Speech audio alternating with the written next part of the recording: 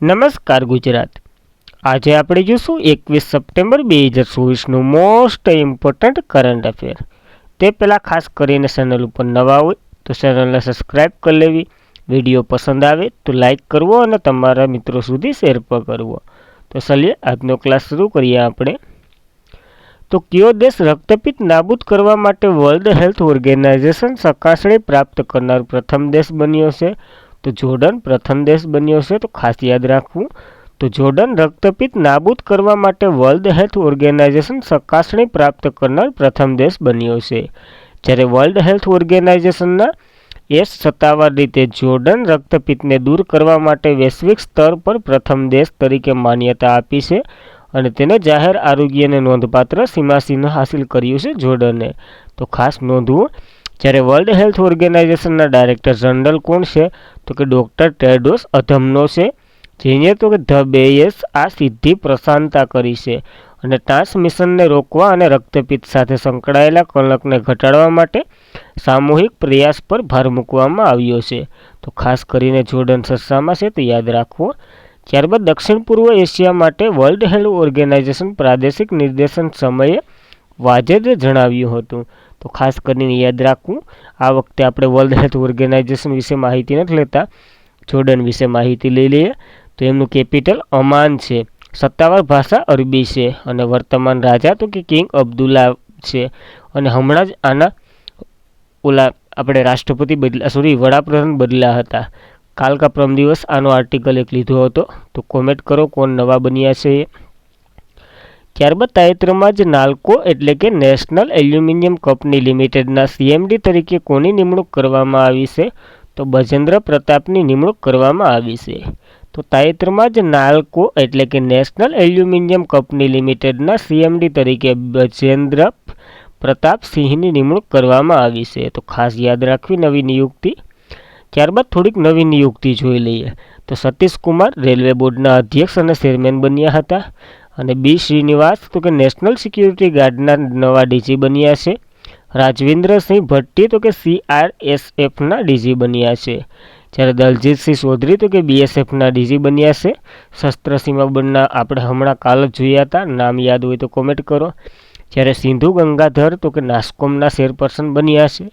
રાજેન્દ્ર નાબિયારની વાત કરીએ તો નાસ્કોમના પ્રમુખ છે। જ્યારે જય શાહ તો કે નવા ICCના અધ્યક્ષ બનશે, જે ગ્રેગ બાર્કલનું સ્થાન લેશે, જે ન્યૂઝીલેન્ડના છે એ। અને મોહનસિંહ નકવી તો કે ACCના નવા અધ્યક્ષ બન્યા હતા। સંજીવ રંજનની વાત કરીએ તો ઇન્ડિયન ઓશન રીમ એસોસિએશનના સસ્ટેનેબલ એટલે કે સિક્યુરિટી જનરલ બન્યા હતા, જેનો કાર્યકાળ તો કે જાન્યુઆરી 2025થી શરૂઆત થાય। અને અશોક કુમારની વાત કરીએ તો ESIC એટલે કે કર્મચારી રાજ્ય વીમા નિગમના ડીજી બન્યા હતા। જ્યારે પ્રિય હરીશ તો કે સંયુક્ત રાષ્ટ્રમાં ભારતના કાયમી પ્રતિનિધિત્વ તરીકે બન્યા હતા। જ્યારે રાહુલ નવીનની વાત કરીએ તો એન્ફોર્સમેન્ટ ડિરેક્ટરના નવા ડીજી બન્યા હતા। અભિનવ બિંદ્રા તો કે આંતરરાષ્ટ્રીય ઓલિમ્પિયાડ સમિતિના એથ્લેટ અને કમિશનના બીજા ઉપાધ્યક્ષ બન્યા હતા। જ્યારે ટીવી સોમનાથન તો કે કેબિનેટ સચિવ બન્યા હતા। પાવેલ ડોન તો કે ટેલિગ્રામના સ્થાપક છે। જ્યારે પ્રીતિ સુદન તો કે ચેરપર્સન યુનિકોર્ન પબ્લિક સર્વિસ કમિશનના અધ્યક્ષ બન્યા હતા અને આ બીજા મહિલા છે પ્રીતિ સુદન, તો ખાસ કરીને યાદ રાખવી આ નવી નિયુક્તિ। ત્યારબાદ તો કે તાજેતરમાં જ કેન્દ્ર સરકારે ઇન્ટરપ્લેનેટ એટલે વિનસ એબોટન મિશનને એટલે કે એનો ટૂંકમાં કહીએ તો વોમ એને મંજૂરી આપી છે। તો તે કોનો અભ્યાસ કરશે? વિનસ નામ જોઈને ખબર જ હશે, શુક્રનું આવેલું છે, એના ઉપર મિશન અભ્યાસ કરશે। તો કેન્દ્ર સરકારે શુક્ર ગ્રહના અભ્યાસ કરવા માટે ભારતીય અવકાશ સંશોધન સંસ્થા જે ઇસરો છે ના ઇન્ટરપ્લેનેટ વિનસ ઓર્બિટર મિશનને મંજૂરી આપી છે। ઘણું બધું બજેટ ફાળવ્યું છે, તો ખાસ યાદ રાખવું। જ્યારે શુક્રયાન મિશન તરીકે પણ ઓળખાવતું આ મિશન શુક્ર ઓર્બિટ મિશન 18 સપ્ટેમ્બર 2024ના રોજ વડાપ્રધાન નરેન્દ્ર મોદીની અધ્યક્ષતામાં આ એક મળેલી કેબિનેટ એટલે કે કેન્દ્રીય કેબિનેટ બેઠકમાં મંજૂરી આપી છે। તો ખાસ કરીને હવે આ તો કે શુક્રની ચંદ્ર ઉપર તો હવે વયા ગયા, તો હવે શુક્રનું પણ કંઈક કરવાનું છે। તો Soviet union, United state, European union અને જાપાન પછી શુક્રના અવકાશમાં મોકલનાર ભારત તો કે 5મો દેશ છે। તો ખાસ કરીને યાદ રાખવી આ। ત્યારબાદ શુક્રયાનની વાત કરીએ તો ઓર્બિટર મિશન અથવા તો શુક્રયાન 1 મિશન તરીકે આનું નામ આપશે. અને વિનસ ઓર્બિટર મિશન અથવા તો શુક્રયાન મિશન માટે કુલ મંજૂર બજેટ તો કે 12,036 કરોડને ફાળવવામાં આવ્યા છે. જેમાં તો કે સ્પેસ ક્રાફ્ટ વિકસાવવા માટે 824 કરોડ ખર્ચ કરવામાં આવશે. અને બીજા તો કે આ મિશનને આગળ ધપાવવા માટે વાપરશે. અને આ મિશન માર્ચ 2028માં શરૂ કરવાની ધારણા છે. જ્યારે પૃથ્વી અને સૂર્ય જે સંકિત રેખામાં હોય અથવા તો સૂર્ય અને પૃથ્વી જે એક જ દિશામાં ભ્રમણ કરતા હોય, એટલે ખાસ કરીને ક્યારે લોન્ચ કરશું, કારણ કે તેમાં બળતણ ઓછું ઉપયોગમાં લેવામાં આવશે. એટલા માટે ખાસ યાદ રાખવું આ મિશનને. ત્યારબાદ આવા જ થોડાક મિશનો જોઈ લે જે અલગ દેશોએ અથવા તો બીજા દેશોએ આને શુક્ર ઉપર મોકલ્યા હોય એવા. તો નાસા 2029માં તેને ડિવાઇન્સ એટલે કે ડીપ એડમોર્ફિન વિનસ ઇન્ટર ઓફ ધ નોબલ ગેસ અને ઇમેજિંગ પ્રોબત શુક્ર પર મોકલ્યું હતું. જે 2031માં વિટર્ન એટલે કે વિનસ એમિયન્ટ રેડિયો સાયન્સ ઇન્ટાસ્ટોપેક અને ઘણા બધા તપાસનારી આવી યોજના લાવ્યું હતું.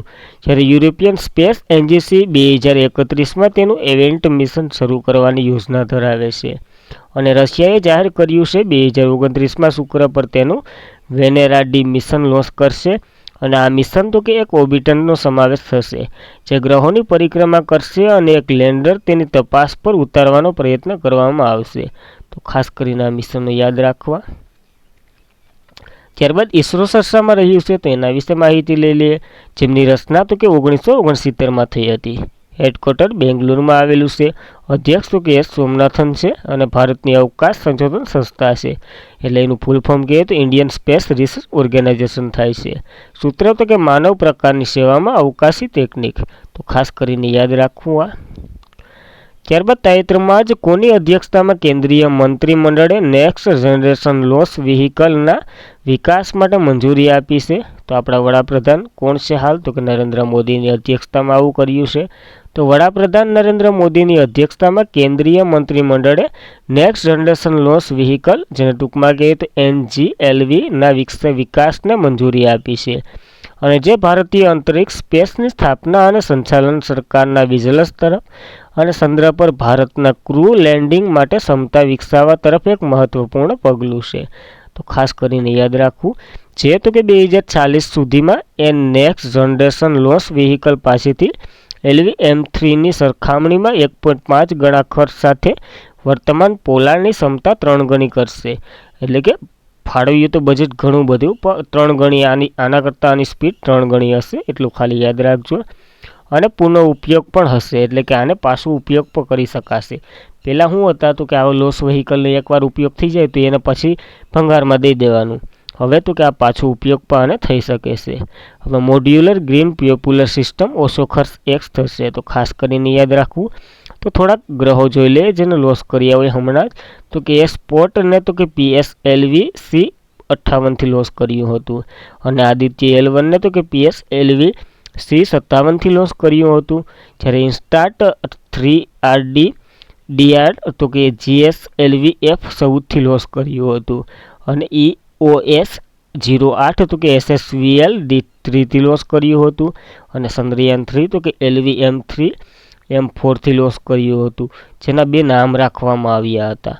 એ આવડતા હોય તો કોમેન્ટ કરો. ત્યારબાદ તો કે વર્ષ 2026માં કોમનવેલ્થ ગેમ્સનું આયોજન કોણ કરશે? મોસ્ટ આઈએમપી પ્રશ્ન છે. તો ગ્લાસગો આનું આયોજન કરશે. તો વર્ષ 2026માં કોમનવેલ્થ ગેમનું આયોજન તો કે ગ્લાસગો કરશે. તો ખાસ કરીને ઓનલાઈન સ્વરૂપે જ્યારે આપણે જોશું જ્યારે આયોજન થશે તો ખાસ કરીને યાદ રાખવું.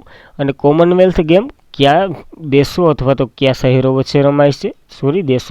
દેશો જ યાદ રાખવાના, કારણ કે જો બ્રિટિશનું આધિપત્ય જે દેશોએ સ્વીકાર્યું હોય અથવા તો જે બ્રિટિશ શાસન કરી ગયું હોય એ બધી દેશો તો કે કોમનવેલ્થ ગેમમાં ભાગ લે છે. તો ખાસ કરીને યાદ રાખવું. ત્યારબાદ પહેલી કોમનવેલ્થ ગેમ તો કે 1930માં થઈ હતી હેમિલ્ટન કેનેડા ખાતે. જ્યારે 2022માં તો કે 22મી બર્મિંગહામ ખાતે થઈ હતી યુકેમાં. 2026ની તો કે 23મી આવૃત્તિ થશે ગ્લાસગો સ્કોટલેન્ડ ખાતે. ભારત 2010માં નવી દિલ્હી ખાતે આનું આયોજન કરી ચૂક્યું છે. તો ખાસ યાદ રાખવું. ત્યારબાદની વાત કરીએ તો સમર ઓલિમ્પિક અને વિન્ટર ઓલિમ્પિક અને એશિયન્સ ગેમ જે હમણાં ચર્ચામાં હતું તો તે જોઈ લઈએ. તો તો સમર ઓલિમ્પિકની વાત કરીએ તો પહેલી તો 1899માં યોજાઈ હતી, એટલે જ ગ્રીસ ખાતે. જ્યારે 32મી તો કે 2024માં પેરિસ ખાતે યોજાઈ હતી. જ્યારે 34મી તો કે 2028માં લોસ એન્જલ્સ ખાતે યોજાવાની છે. તો ખાસ કરીને આ યોજાનારી અને ગઈ છે એ યાદ રાખવી બંને. વિન્ટર ઓલિમ્પિકની વાત કરીએ તો 2026ની ઇટાલીમાં યોજાશે.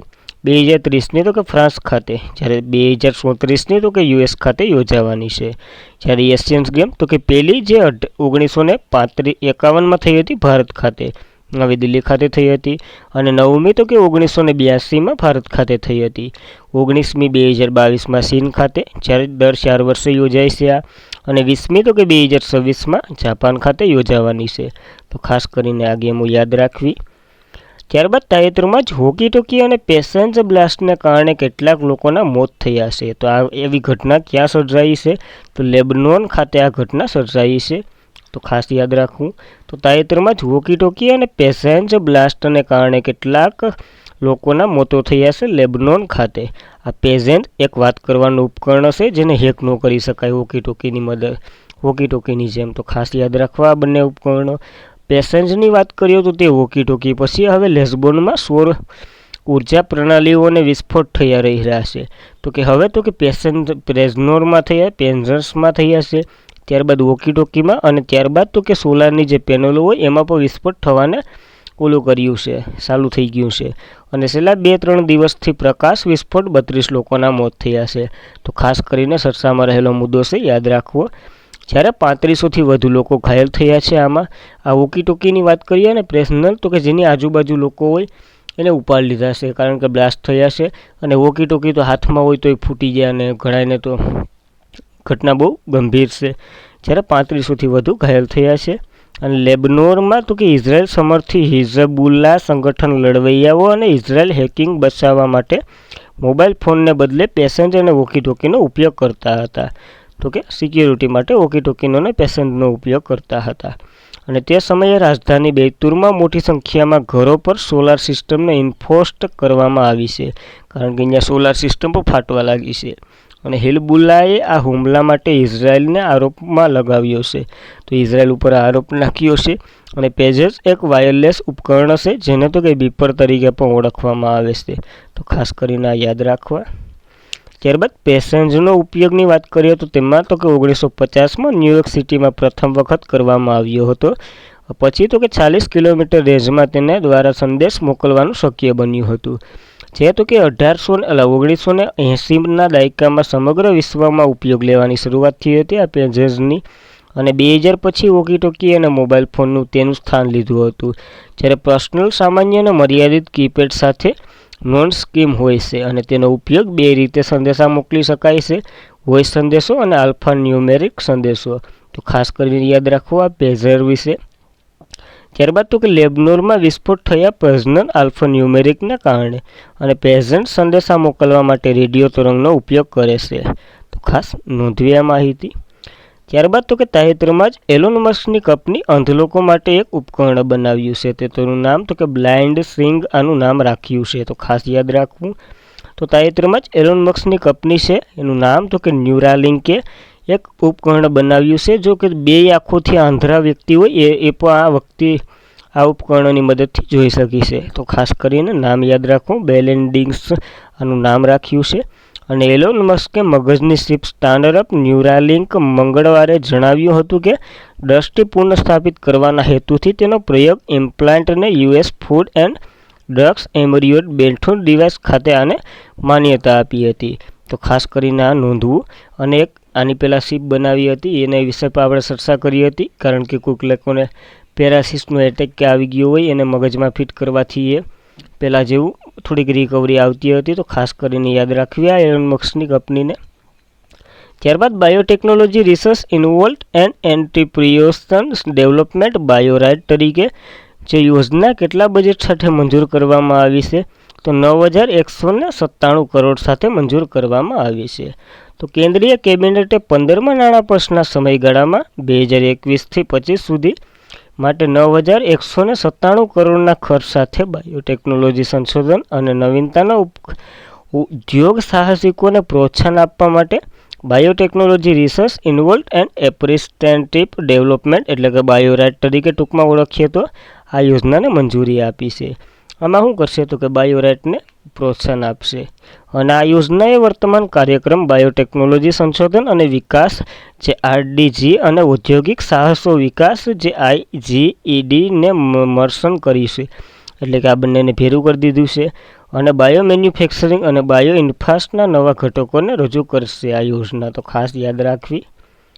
ત્યારબાદ વર્લ્ડ ફૂડ એન્ડ ઇન્ડિયા 2024 કોન્ફરન્સનું જે ભાગીદાર દેશ છે એ કયો છે તો જાપાન ભાગીદાર કરશે ભારત સાથે. તો વર્લ્ડ ફૂડ ઇન્ડિયા 2024 કોન્ફરન્સનું ભાગીદાર દેશ તો કે જાપાન બન્યો છે. જ્યારે વર્લ્ડ ફ્યુલ એટલે ફૂડ ઇન્ડિયા 2024 સમિટની વાત કરીએ તો આ ભારતની સૌથી મોટી ફૂડ સમિટ છે જે 19 સપ્ટેમ્બરથી 22 સપ્ટેમ્બર 2024 દરમિયાન નવી દિલ્હી ખાતે યોજાશે. આવૃત્તિ તો કે ત્રીજી હશે. યજમાન દેશની વાત કરીએ તો ફૂડ પ્રોસેસિંગ અને ઉદ્યોગ મંત્રી જે ભારતનો છે એ, અને ભાગીદાર દેશ તો કે જાપાન રહેશે. ફોક્સ દેશોની વાત કરીએ તો વિયેતનામ અને ઇઝરાયલમાં હમણાં જે વાવાઝોડું ને બધી ત્યાં સર્જાયું એના ફોક્સ રાખવામાં આવ્યા છે એના ઉપર. અને ઉદ્દેશ્ય તો કે ભારતમાં ફૂડ પ્રોસેસિંગ ઉદ્યોગના રોકાણને પ્રોત્સાહન આપવાનું છે. તો ખાસ કરીને આ નોંધવી કારણ કે સૌથી મોટી કોન્ફરન્સ છે 24 ફૂડ એન્ડ સેફ્ટીની. ત્યારબાદ ફૂડ એન્ડ એગ્રીકલ્ચર ઓર્ગેનાઇઝેશનની વાત કરીએ તો તેમની રચના 16 ઓક્ટોબરના રોજ થઈ હતી. એનું હેડક્વાર્ટર તો કે રોમ ઇટાલી ખાતે આવેલું છે, તો ખાસ કરીને યાદ રાખવી આ.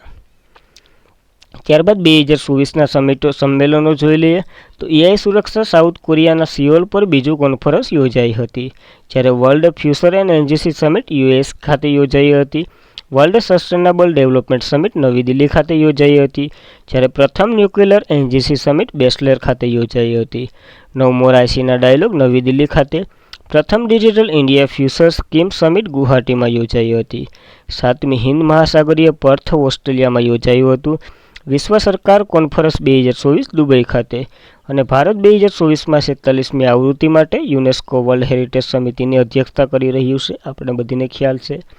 ત્યારબાદ ગાંધીનગરમાં vibrant Gujarat global tech show યોજાયો હતો. ફરીદાબાદમાં 9મો આંતરરાષ્ટ્રીય વિજ્ઞાન મહોત્સવ યોજાયો હતો. નાસિકમાં 27મો રાષ્ટ્રીય વિજ્ઞાન મહોત્સવ યોજાયો હતો. ભારતમાં પ્રથમ સ્કિલ બોઇલ એક્સપો ગુવાહાટીમાં યોજાયો હતો. અને કૃષિ અર્થશાસ્ત્રીઓની 32મી આંતરરાષ્ટ્રીય પરિષદ નવી દિલ્હી ખાતે યોજાઈ હતી. જ્યારે 19મી CII India African business summit નવી દિલ્હી ખાતે યોજાઈ હતી. જ્યારે 8મી ધર્મ પરિષદ 2024 અમદાવાદ ખાતે યોજાઈ હતી. અને પ્રથમ બિમ્સ્ટેકની સમિટ ભારત ખાતે યોજાવાની છે, નવી દિલ્હીમાં યોજાઈ હતી. જ્યારે 4થી રાષ્ટ્રીય હિન્દ વિજ્ઞાન પરિષદ 2024 ભોપાલ ખાતે યોજાઈ હતી. વર્લ્ડ એજ્યુકેશન સમિટ 2024 દુબઈ ખાતે યોજાઈ હતી.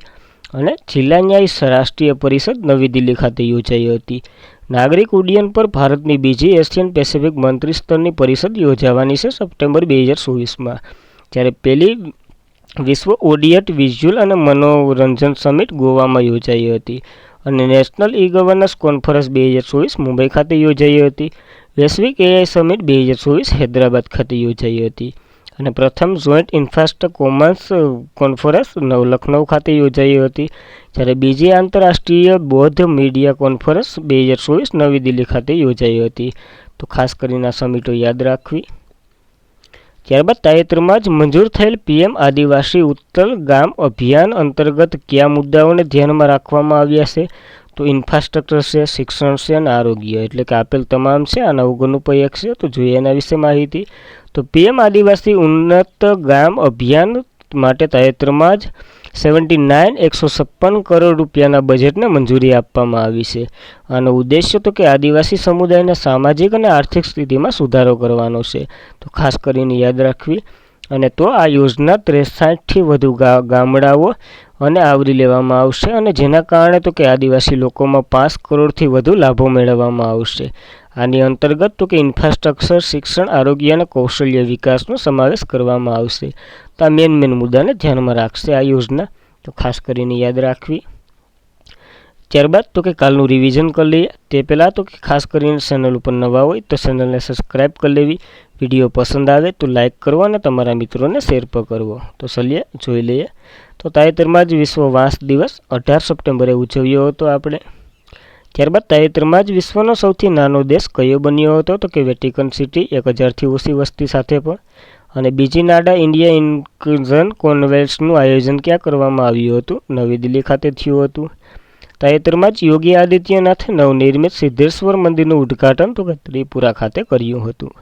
અને તાજેતરમાં જ કોને જોર્ડનના નવા વડાપ્રધાન તરીકે બનાવવામાં આવ્યા હતા?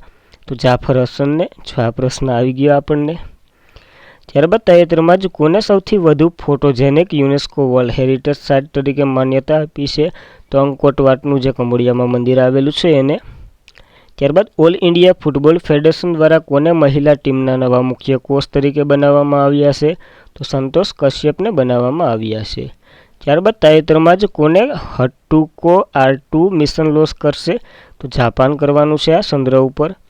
ત્યારબાદ તાજેતરમાં જ કોને શસ્ત્ર સીમા બળના નવા મહાનિર્દેશક તરીકે નિયુક્ત કરવામાં આવ્યા છે? તો અમૃત મોહનને નિમણૂક કરવામાં આવ્યા છે.